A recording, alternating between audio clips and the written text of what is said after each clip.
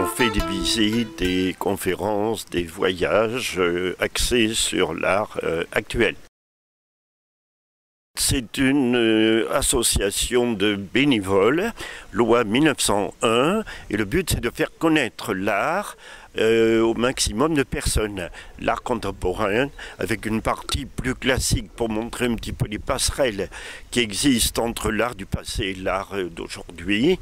Et donc apparemment ça plaît beaucoup aux personnes et on essaye de faire le lien entre l'actualité artistique. Il faut dire qu'ici sur la Côte d'Azur on est gâtés. On s'intéresse beaucoup à l'actualité, les grandes expositions de Paris, par exemple actuellement Matisse, Degas au musée d'Orsay.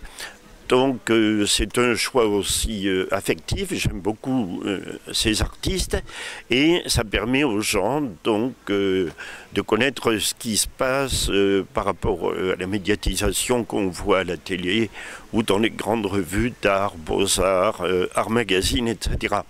Et sur les Côtes d'Azur, donc beaucoup d'expositions aussi, la Fondation MAG, qui présente des artistes très contemporains comme ici Eric Dietmann il y a 2 ans. Cette année, donc, c'est une rétrospective, la collection donc, des amis du musée.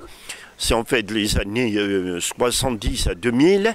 Et donc, on essaye de montrer les grandes expos, les grandes figures de l'art contemporain. C'est 50 artistes donc qu'on va découvrir et on va faire le tour un petit peu de ce panorama. Je lis quand même beaucoup de textes, de références, d'ouvrages sur l'art contemporain et de monographies d'artistes. Voilà. Ce qui me plaît, c'est de communiquer et de transmettre ma passion. Et quand il y a du répondant, c'est parfait. Le but est atteint. Super intéressant. Il y a 2 mots. Fait découvrir des domaines que je ne connaissais peu ou pas, et surtout, grâce à ces explications, ça complète énormément ce qu'on a déjà vu auparavant avec lui dans différents musées ou différentes expositions. D'émotion esthétique. Donc quand on voit un Alechinsky, quand on voit des Bram van Velde, quand on voit des Antaille, c'est des peintures extraordinaires. Alain, c'est un passeur. C'est un pont entre des néophytes et sa culture. C'est la douceur pour apprendre les choses qui paraissent très difficiles.